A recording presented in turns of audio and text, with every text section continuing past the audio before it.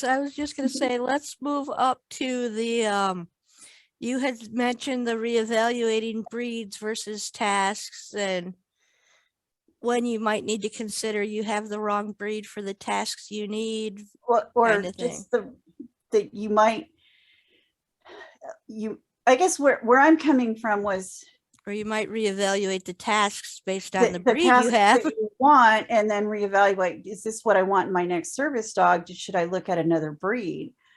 um, I decided after getting a Pyrenees, which they are trainable, that I would get a dog that was, they are trainable, they're just not super biddable.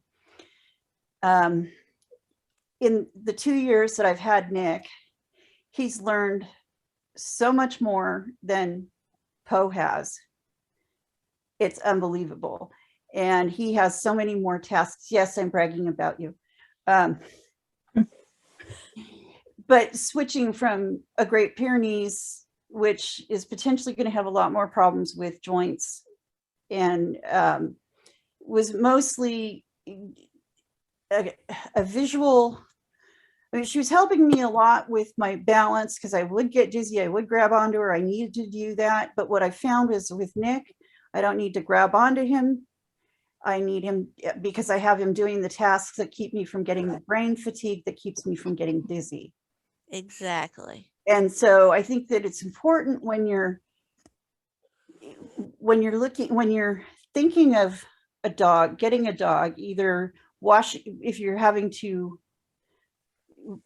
um, retire a dog and or because you need to career change it, or you need to, your dog's going to retire because it's getting older. I think that's really a good time to evaluate what you need in a dog. And if the the breed that you're looking at, if that dog breed is really appropriate for what you want in your life, and as far as training wise and task wise. That's a very good point. And we do see in a lot of groups where somebody has a dog that they're washing and then they're looking for other breeds. Some people don't like to see that, but I think it's important that you keep your mind open. And it may not be, breed may not have anything to do with why that dog is retiring or being career changed or washed or whatever, but that breeds definitely impact our life. Some breeds match with our lifestyle better than others.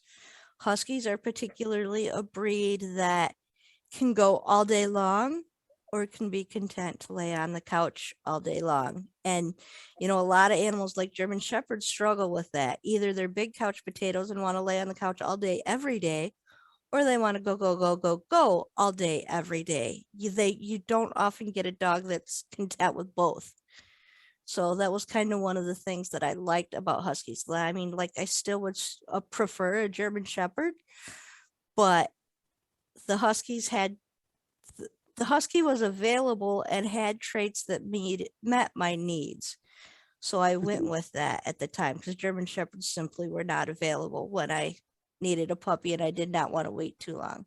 And I personally sought out a standard poodle intentionally because my sister had puppy walked three standard poodles, and none of them had passed to make it as service dogs. And she had done this for guide dogs of the desert.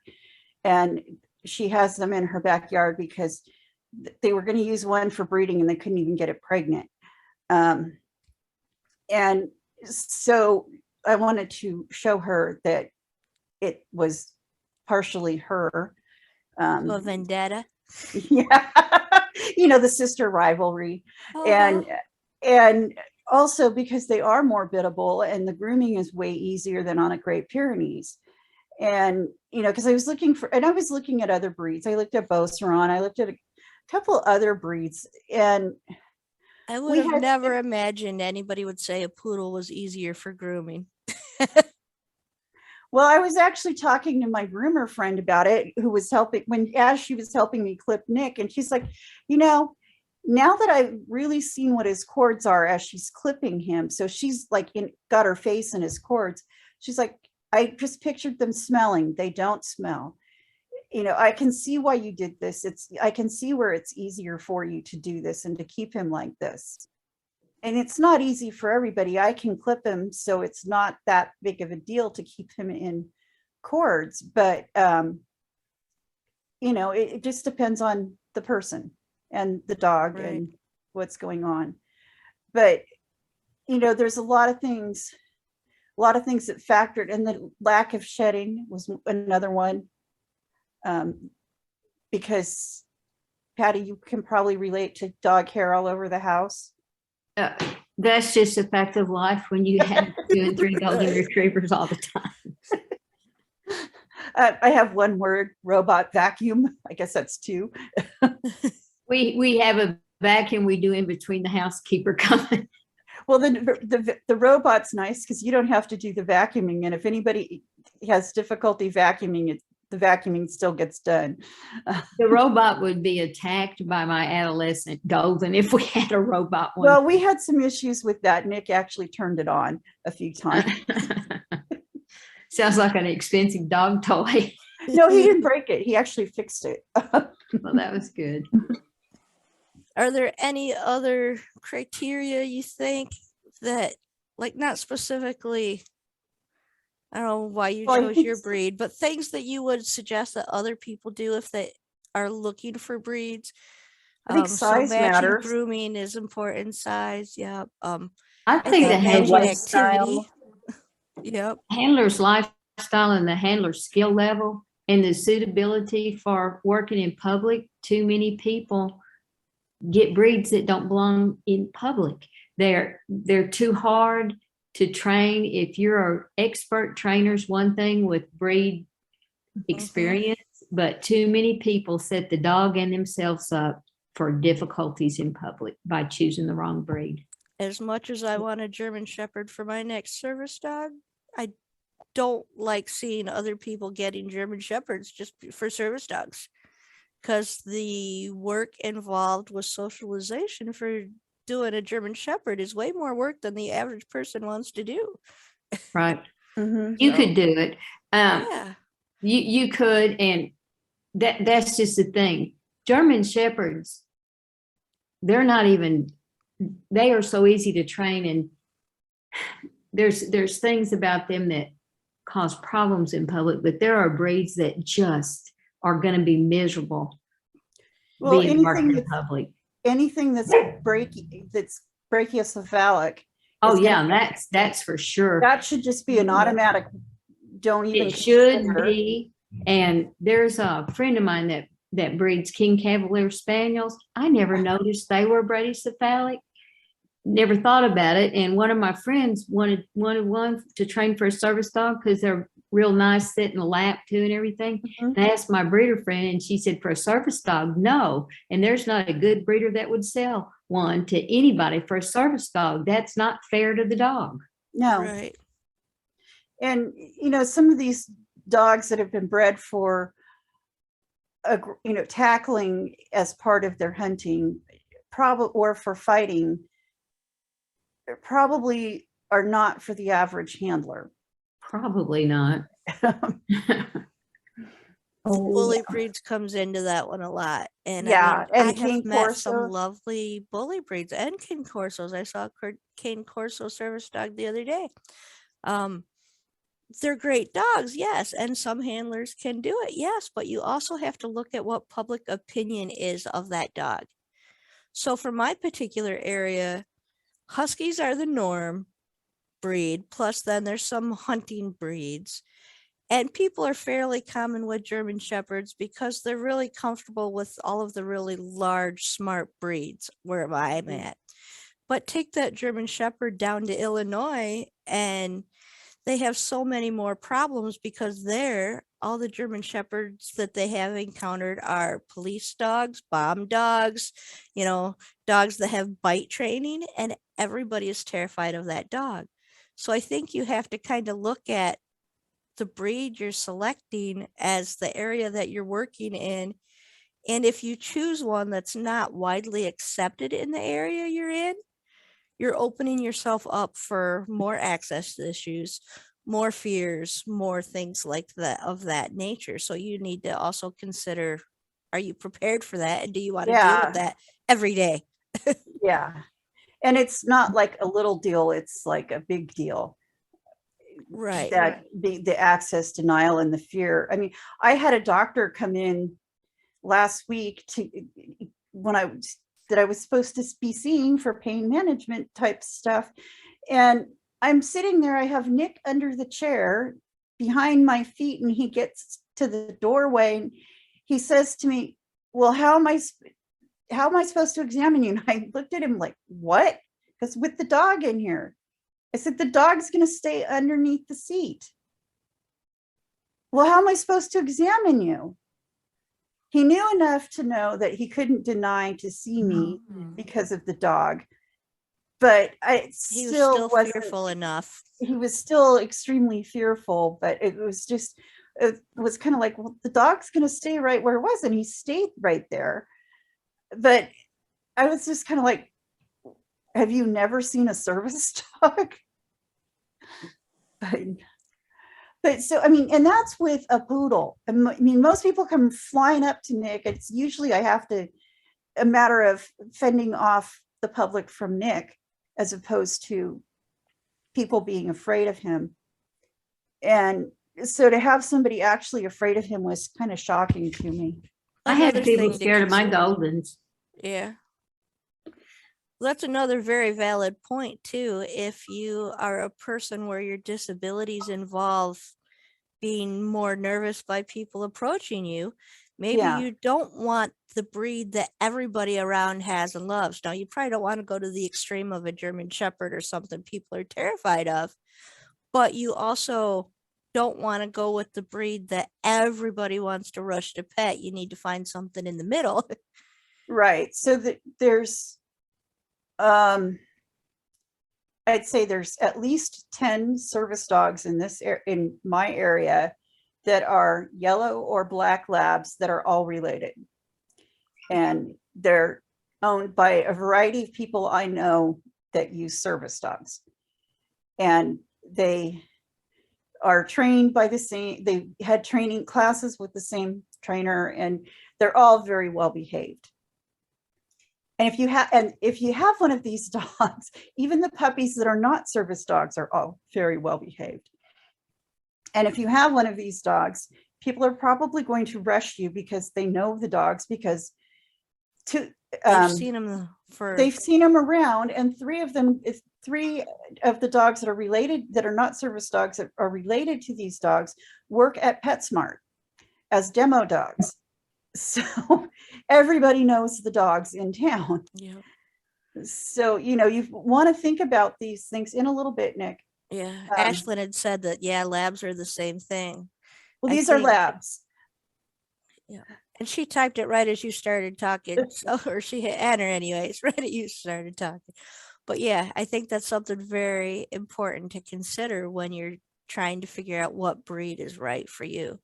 Mhm. Let's this has almost been 2 hours long already. Soon when we get to talking, man, can we talk? So let's look at the one last thing of should I retire my dog or not? First, let's kind of start to look at what are maybe some of the subtle early signs that you think are maybe good indicators. So let's skip the ones that are obvious, like the dog is aggressive or whatever, because I mean, that's a whole nother conversation. But so Next week. early signs that you think it may be time to start considering what your retirement plan is for your service dog. I've been through things with Finn, my at-home dog, and Rainy now that are difficult for decisions, but you need your vet in on it. Finn got diagnosed with asymptomatic hip dysplasia, and I stopped doing mobility stuff with him, but he still retrieved. And had I been taking him in public, I would have to look at, is he hesitating getting in the car? Is he hesitating sitting on different surfaces and stuff. Rainey's got a kidney disease that is asymptomatic. She's got, the doctor said that we probably lengthened her life a lot because we caught it before she went into actually kidney failure, but that's in her future. The vet told me she will go into kidney failure. It's just a matter of time, but she's going to be 10 years old in October, and we're doing so well that we're just going every 3 months, and we were going every month. What I have to look at with her are different things. How is she pottying more? You know, what if you have a kidney problem, you go in public and your dog wets in the floor and it's not her fault? It depends on what the diagnosis is, and you have to watch the dog to tell you if they are ever hesitating to get in the car, if they're having changes in potty behavior. If dogs hide pain too, you have to really watch them closely. Yeah, some dogs it's easier to see pain and some it's not. Well, Finn had that degenerative myelopathy, which is like ALS, and our vets didn't even know it. But I saw him starting to not want to walk as far and he couldn't get in the car without the steps. So those kind of things, even though I didn't know what it was, if he had been going in public, that would be a key to me. But I think you have to involve your veterinarian in any of those kind of decisions, because a lot of people say, oh, she's got PLN, you need to retire her. No, she hadn't got one symptom, and she's got internal medicine board certified people at Mississippi State, and they say she's fine. You know, Right. you work her till you get symptoms.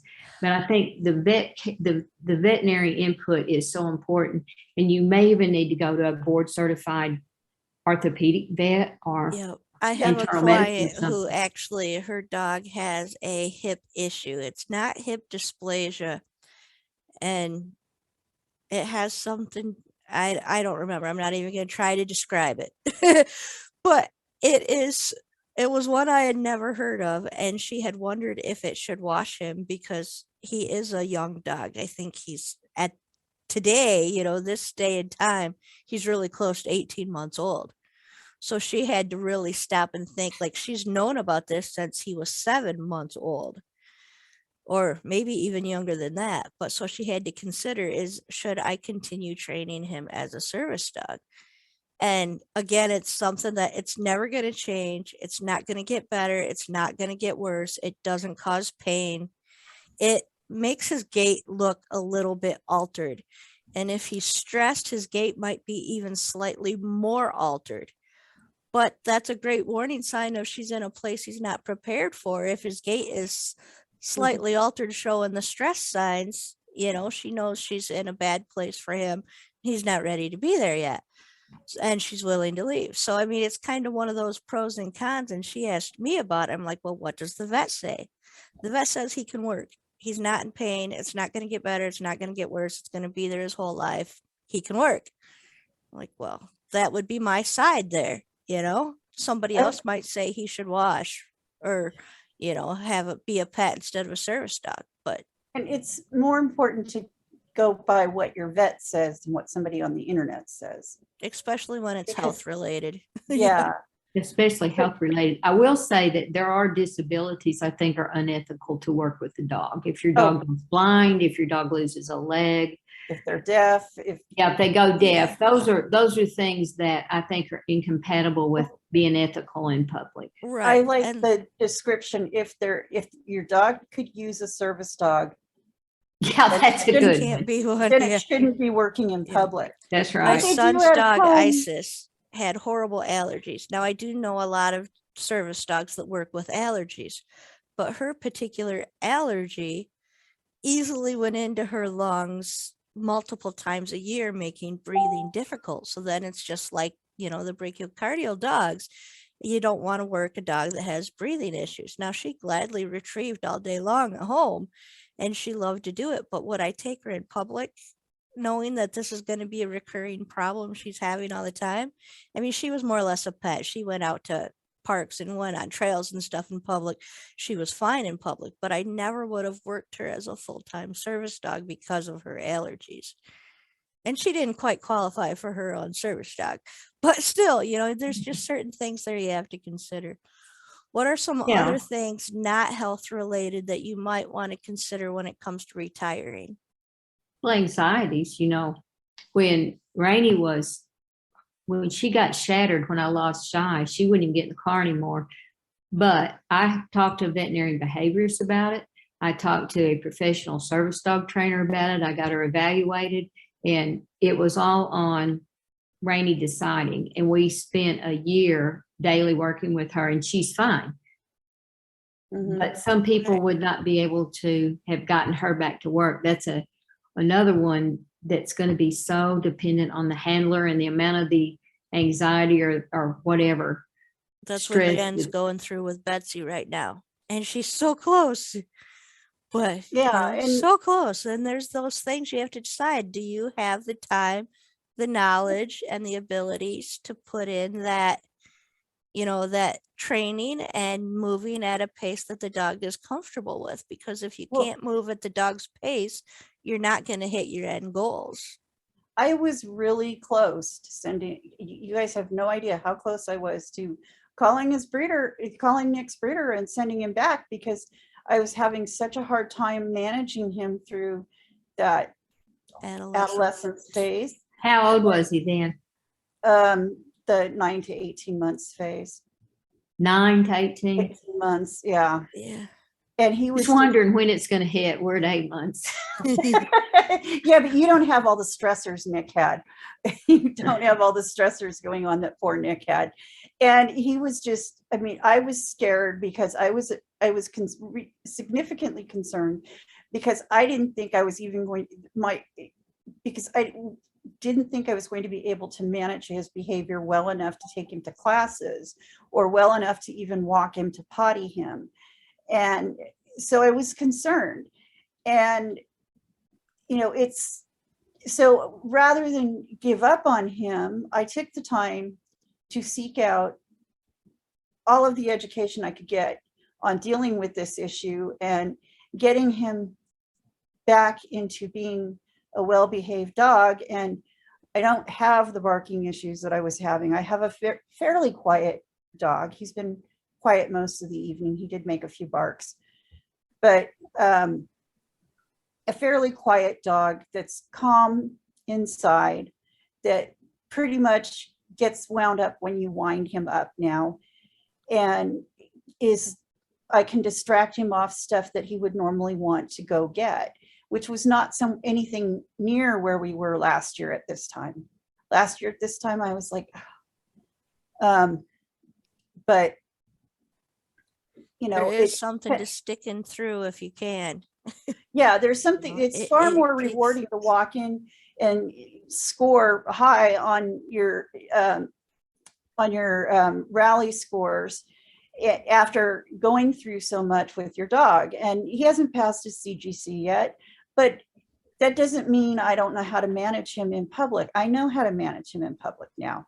It's taken me a while to figure out exactly what he needs, but it's definitely something that, it develops dogs that challenge you, develop your skills as a trainer.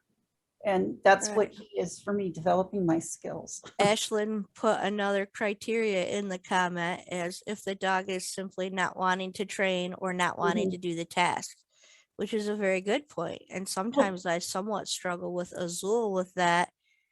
And mainly it's like time of day for him. He's very time of day oriented. So if I want him to do any kind of work beyond 7 p.m. at night, because 7 p.m. is bedtime and sometimes sooner. But if I need him to do any work beyond 7 p.m., it needs to be something he's absolutely going to love. If I want to go sit out at a campfire or go out with his friend Maverick for the evening or something, I could do those late at night and be just fine. Mhm. But if I want to go to the grocery store after 7 o'clock at night, I have to kind of look at what was his day and is he really going to want to be there, or would he rather stay home in bed? So, but that's something I know I have to deal with for him. And I know it's conditional to time of day and his activity level, how tired he is. It's not that he doesn't want to do the work. It's that it's bedtime. But I Right, think and it's very this important is, that people consider that. I think that's what I'm getting told right now because I keep getting glasses. I think I'm going to get a phone in a minute. But it, the other thing to consider is pain. Is your dog in pain? Do they look like they're in pain? They don't even have to look like it. They hide No. it so well. They hide it well, but if they're not willing to do something, they're probably in pain. Even avoiding a sit or Mhm.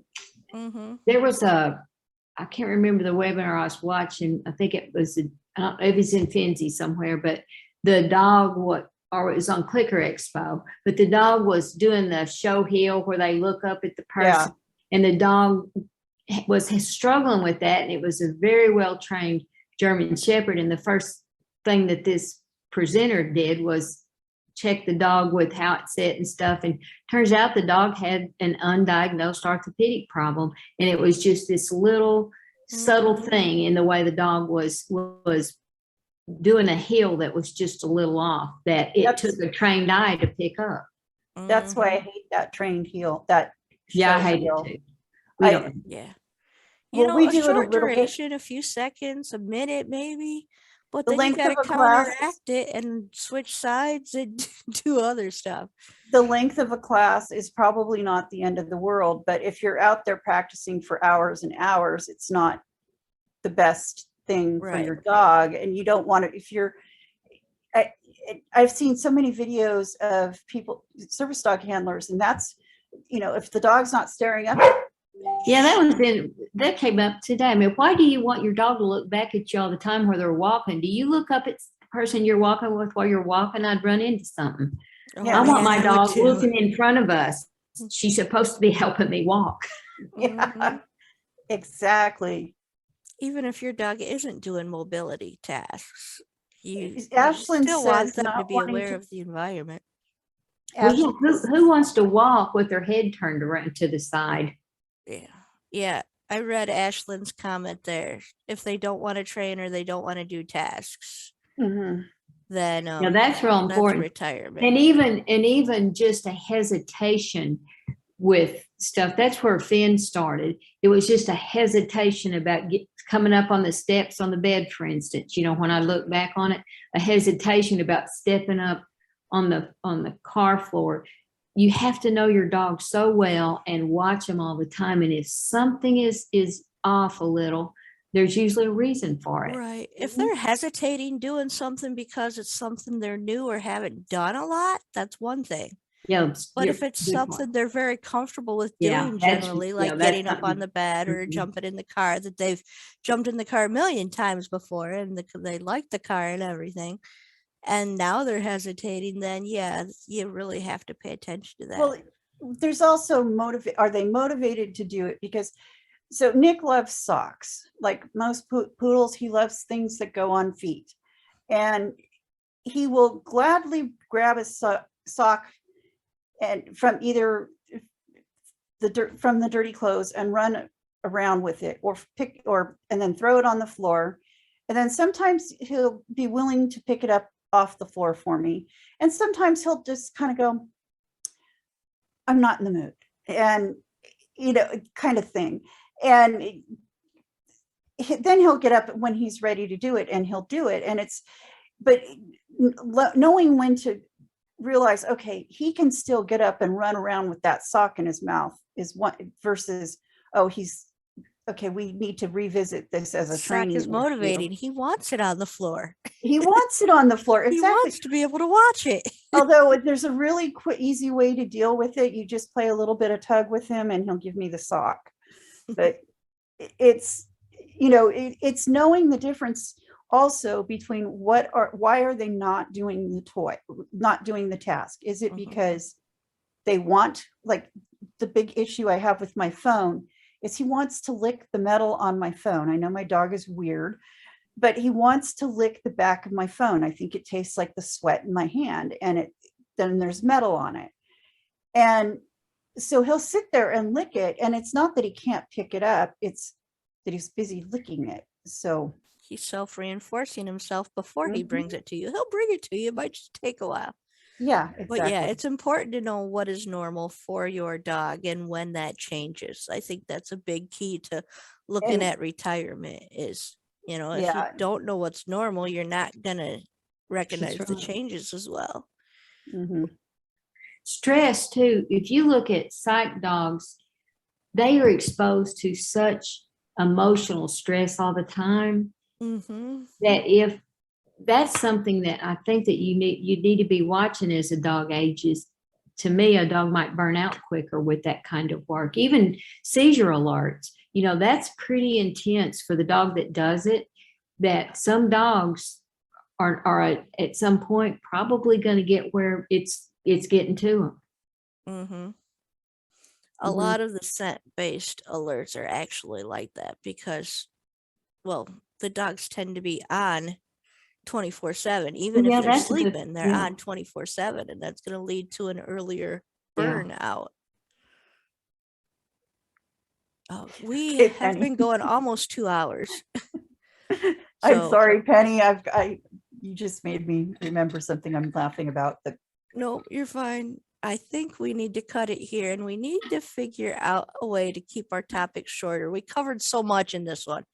So I may potentially like divide it up into a couple of different sets so that people don't have to watch the whole 2 hours if they don't want to, and they can just do the topic that we were discussing.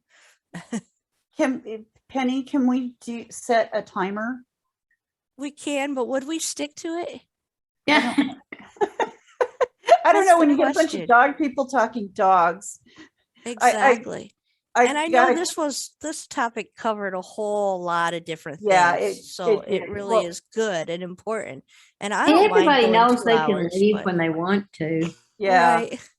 Well, I just got a kick out of the dog show we were most recently at. It said you must leave after within 2 hours after best of show finishes.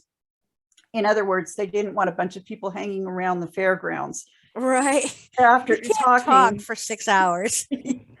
It's dog people. And You have they to make- never had to tell us you got to leave work as soon as it's over. Right. But we could chat about our dogs all night long. Yep. So Well, I do want to thank mine's you guys all for asleep. being here for 2 hours. Yeah, mine, both I of can't mine have believe I've got slept an the whole 8-month-old puppy that slept through this. time. It's all that kibble.